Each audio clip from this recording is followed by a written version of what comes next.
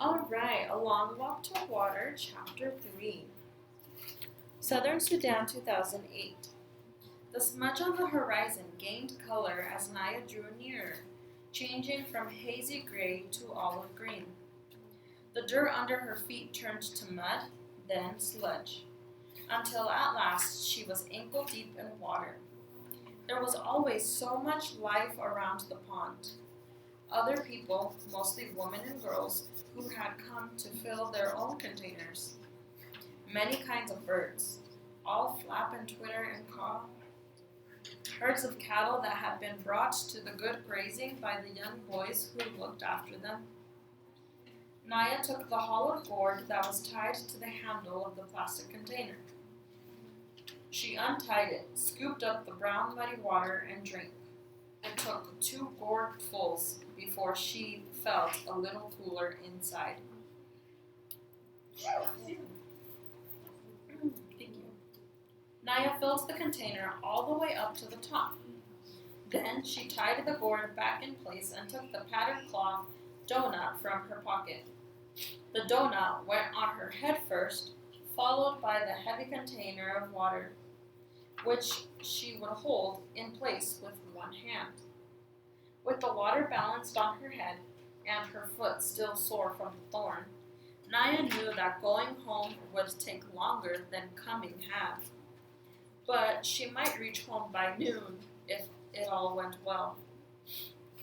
Southern Sudan, 1985. The tears were hot in Salva's eyes. Where had everyone gone? Why had they left without waking him? He knew the answer, because he was a child, who might tire easily and slow them down and complain about being hungry and cause trouble somehow. I would not have been any trouble. I would not have complained. What will I do now? Salva took his few steps to see what he could see. On the far horizon, the sky was hazy from the smoke of the bombs, about 100 paces in front of him. He could see a small pond. Between the pond and the barn was a house. And yes, a woman sitting in the sun. Holding his breath, he crept closer until he could see her face clearly. The ritual scar patterns on her forehead were familiar. They were Dinka patterns, which meant she was from the same tribe as Salva. Salva let out his breath in relief. He was glad that she was not Noor. The Noor and the Dinka had a long history of trouble. No one, it seemed, was sure where Noor land ended and Dinka land began. So each tribe tried to lay claim to the area's richest in water. Over the years, there had been many battles, large and small, between Dinka and Noor. Many people on both sides had been killed. This was not the same as the war that was going on now. Between the rebels and the government, the Dinka and the Noor had been fighting each other for hundreds of years. The woman looked up and saw him. Salva flinched at her glance. Would she be friendly to a stranger? Would she be angry with them for spending the night in her barn? But at least he was not alone now, and that knowledge was stronger than the uncertainty about what the woman might do or say to him. He walked toward her. "Good morning, Auntie," he said, his voice trembling. She nodded at him. She was old, much older than Salva's mother. He kept quiet, waiting for her to speak. "You must be hungry," she said at last. She stood and went into the house. A few moments later, she came back out and gave him 2 handfuls of raw peanuts. Then she sat down again. "Thank you, Auntie." Squatting on his haunches next to her, Salva shelled the nuts and ate them. He chewed every nut into a paste before he swallowed, trying to make each one last as long as he could. The woman sat without speaking until he was finished. Then she asked, "Where are your people?" Salva opened his mouth to speak, but his eyes filled with tears again, and he could not answer. She frowned. Are you an orphan? He shook his head quickly.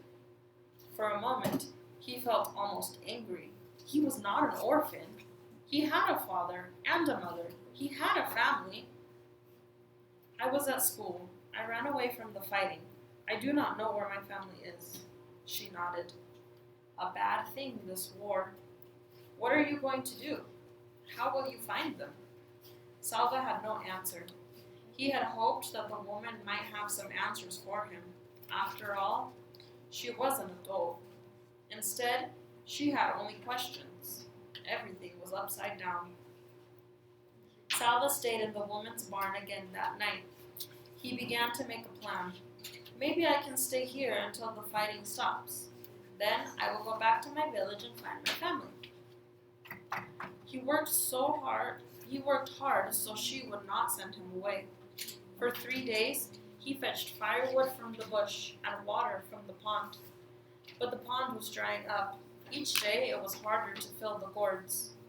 During the daytime, Salva could hear the distant booming of artillery from the fighting a few miles away. With every shell that exploded, he would think of his family, hoping they were safe, wondering desperately when he would be with them again.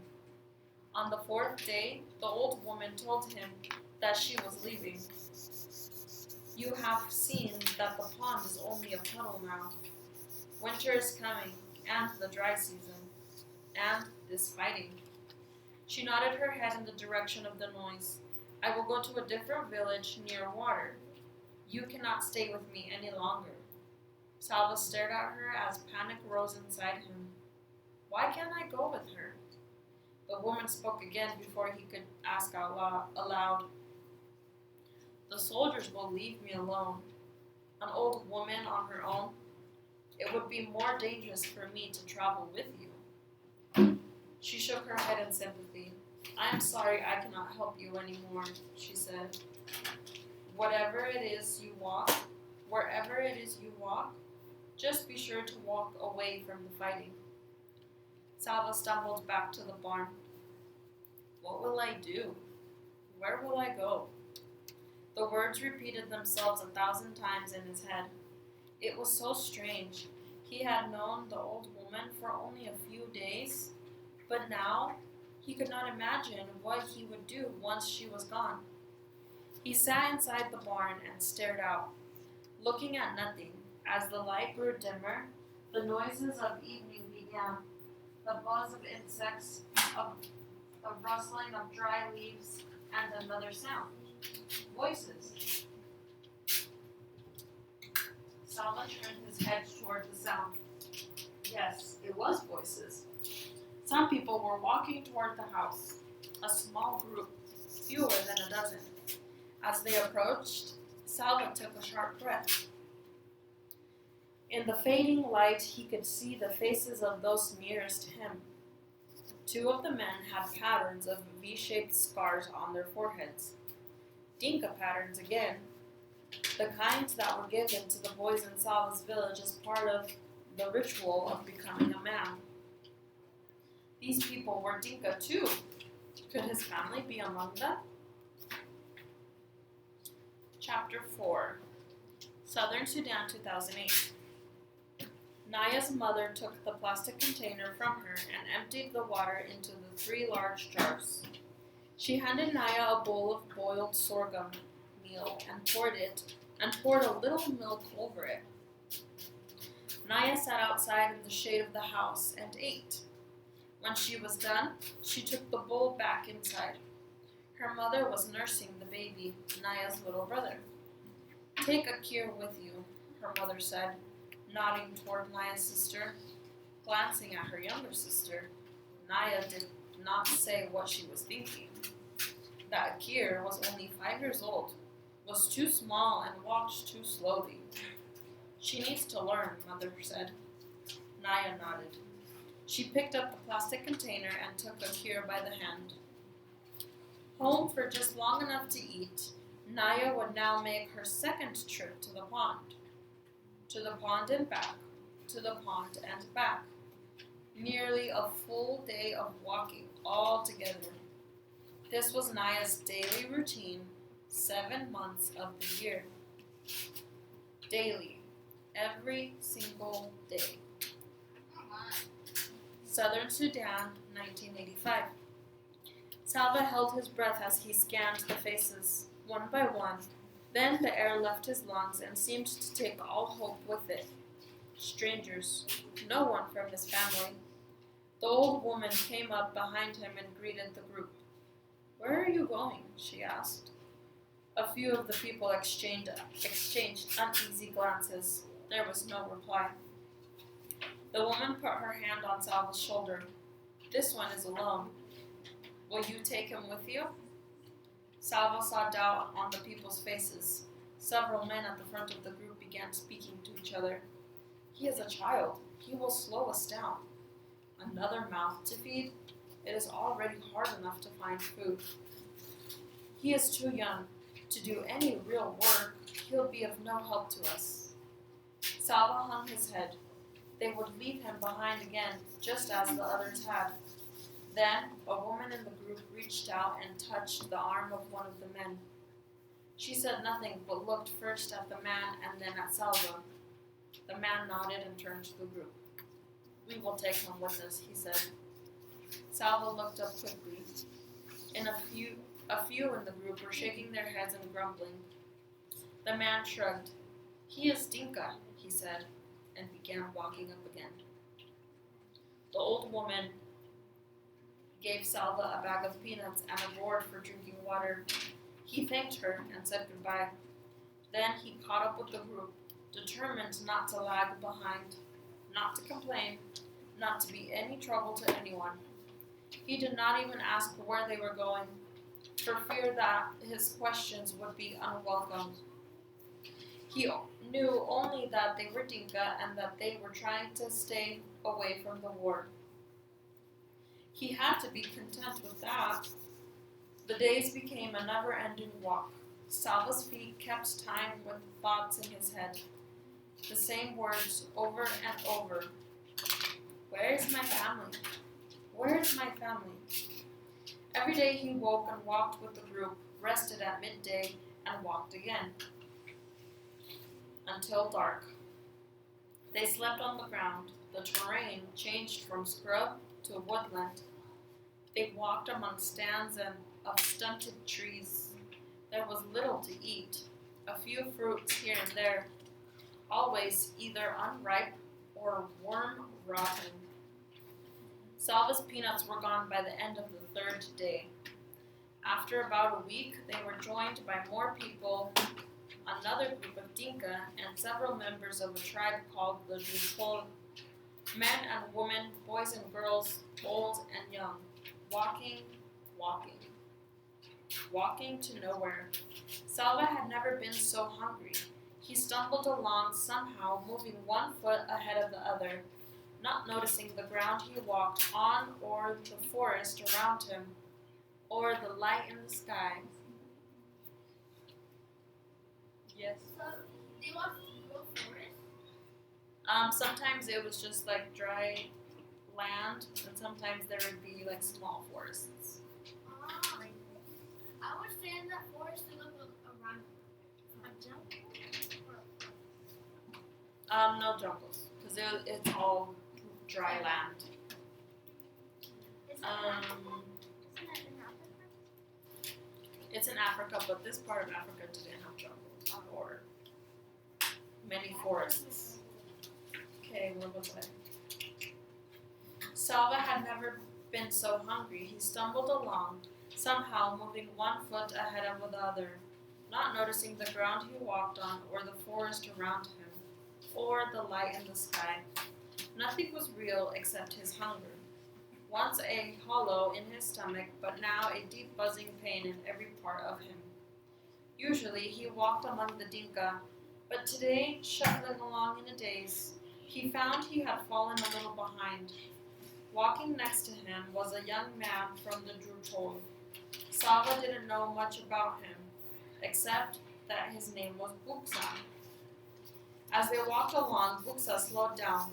Salva wondered sluggishly if they shouldn't try to keep up a bit better.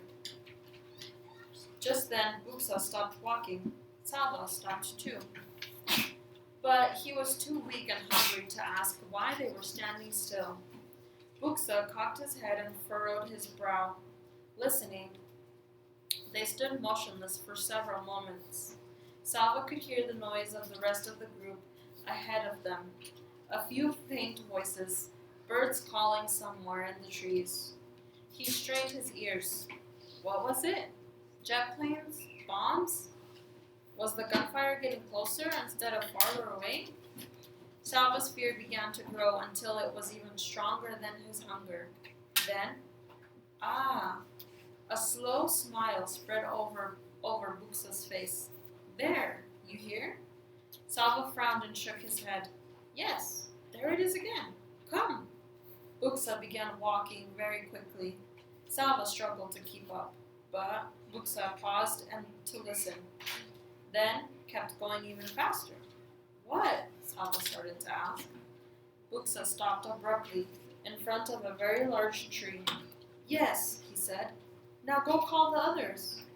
By now, Salva had caught the feeling of excitement. But what shall I tell them? The bird, the one I was listening to. He led me right here. Buksa's smile was even bigger now. You see that? He pointed up at the branches of the tree. Beehive, a fine, large one. Salva hurried off to call the rest of the group. He had heard of this, that the Drew troll could follow the call of the bird called the honey guide. But he had never seen it done before. Honey! This night they would feast. What about all the bees? Chapter 5. Okay, I'm going to stop right here.